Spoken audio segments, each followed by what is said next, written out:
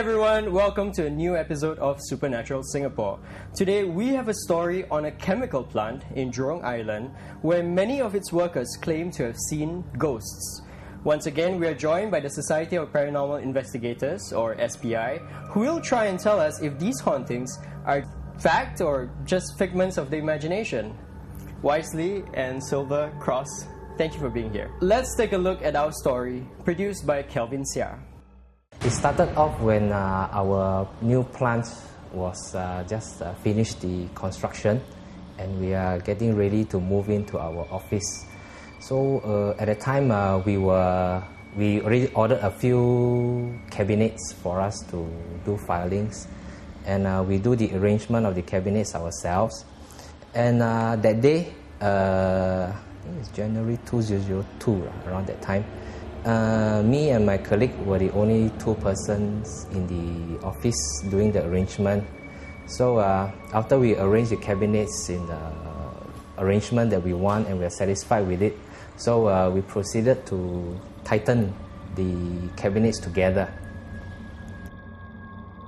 So as you know, fastening with bolts and nuts, we need spanners. As the cabinets were quite tall, in fact at that time, I managed to find a chair because we couldn't get a ladder at that time. We took a chair which was quite old in fact. So my colleague was supporting the chair while I was doing the fastening of the cabinets. So after finished the two cabinets, I proceeded to the next pair of cabinets.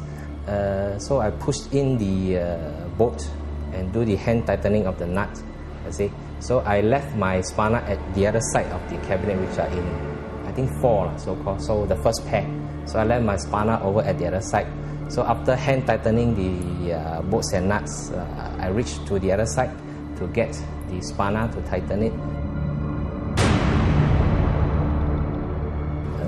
I felt around, where's my spanner? So I thought it was at another shelf. So turn around, look at it, can't find it anywhere.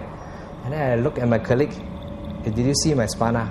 Then he was not looking at me at the time. He was like, I'm not sure, thinking of something else. Then I called him again. Then suddenly shook up, and then he said, I thought you left it at the other side of the cabinet. I said, no, don't have. There's no spanner there. Then we were puzzled. And I asked him, hey, what were you thinking of just now? And he said, don't know, something happened. He felt cold for a while. So I thought, you're not feeling well, is it? He said, no, not saying not feeling well. And then suddenly I had this feeling of cold also, and my hair started to stand. Feeling a bit strange, we walked out of the office for a while.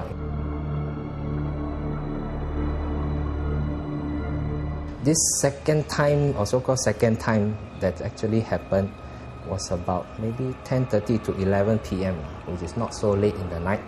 So me and my colleague, we were working on this particular third middle floor, because in between the third and fourth we have one more structure for our equipment.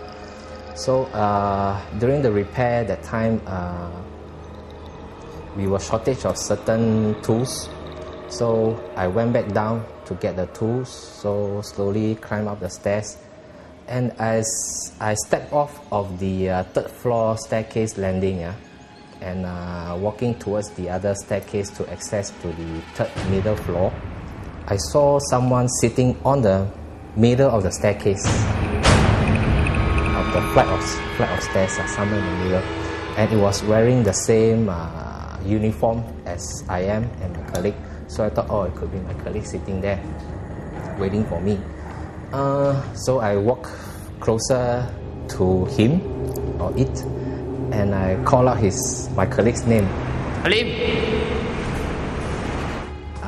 Alim. Y-R. Before I finished my sentence, that thing turned his head and looked at me. And I was shocked for a while.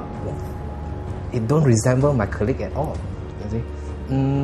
Its eyes were so-called strange.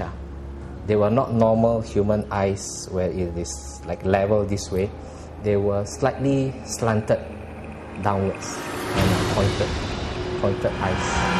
And its nose was a bit sharp, as well as its jaws. And its jaw, it was a bit pointy also. And the skin, so-called skin texture of that thing was pure white. You can say it's pure white and very smooth. So at that time, both me and it were looking at each other for maybe 3-5 seconds like that. And I saw that it was also shocked to see me, because as a person, normal behavior or normal reaction when shocked was maybe the mouth would be slightly open a little bit. So yeah, its mouth was slightly open, and I also maybe my mouth was also open at the time.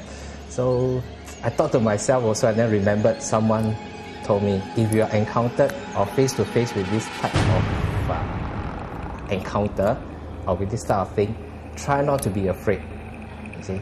So I took a deep breath, walk a few steps forward instead of walking backwards. You see, don't run. They say don't run, don't turn and run. So I took a few steps forward again, then walked towards the staircase where it was sitting, and it was still there. You see.